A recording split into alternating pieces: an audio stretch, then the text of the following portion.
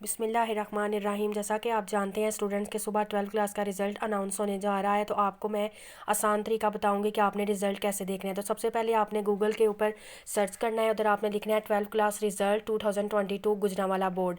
तो आपके सामने ये देखें टैब पर इस तरह से ओपन हो जाएगी वेबसाइट। तो आपने उधर सेलेक्ट कर लेना है 12th क्लास का रिज़ल्ट और उधर आप एंटर करेंगे फिर ईयर और आप एंटर करेंगे अपना जो भी आपका रोल नंबर होगा। तो आपके सामने जो है वो रिज़ल्ट्स आ जाएंगे। तो आपने क्या करना है, ये जो आपके पास वेबसाइट है आपने इसके लिंक को कॉपी करके अपने पास सेव कर लेना है ताकि सुबह आपको कोई भी प्रॉब्लम ना हो।